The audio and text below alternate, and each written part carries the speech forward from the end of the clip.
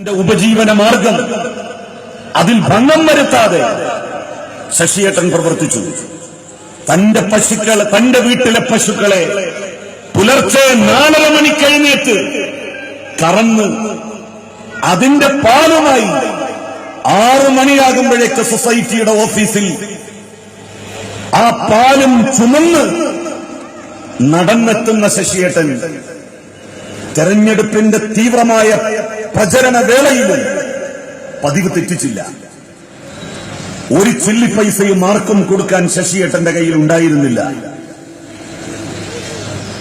ശ്രേയംസ് കുമാറിനെ പോലെ ആകാരം കൊണ്ട് സൗന്ദര്യമുള്ളയാളായിരുന്നില്ല ശശിയേട്ടൻ. ശശിയേട്ടനെ കണ്ടിട്ടുണ്ടാകും നിങ്ങൾ പത്രങ്ങളിൽ, ചാനലുകളിൽ. എല്ലാത്തിലും പിന്നിലാണ് ശ്രേയംസ് കുമാറിനെ സംബന്ധിച്ചിടത്തോളം ശശിയേട്ടൻ. ഒരു ചെറിയ കുറിയ മനുഷ്യൻ. അദ്ദേഹത്തിന്റെ മുഖത്ത് വെള്ളപ്പാണ്ടിന്റെ അടയാളമുണ്ട്. സൗന്ദര്യം നോക്കി വോട്ട് ചെയ്യുന്നവരാണ് മലയാളി എന്നാണല്ലോ ചിലരെങ്കിലും പറയാറ്.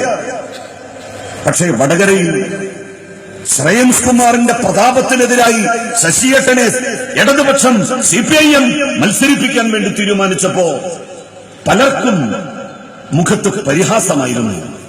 ഇയാളെയാണോ എല്ലാം കൊണ്ടും ശക്തനായിട്ടുള്ള ഒരാളെ എതിർക്കാൻ വേണ്ടി നിർത്തുന്നത്?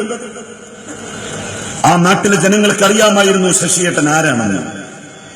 തെരഞ്ഞെടുപ്പിന്റെ ഫലം പുറത്തു വന്നപ്പോ എല്ലാ പ്രതാപവും വാനോളം ഉണ്ടായിരുന്നിട്ടും വീരേന്ദ്രകുമാറിന്റെ മകൻ ശ്രേയംസ് കുമാറിനെ കാലത്തിന്റെ ചവറ്റുകൊട്ടയിലേക്ക് വലിച്ചെറിയുന്നു ആ നാട്ടിലെ ജനങ്ങൾ.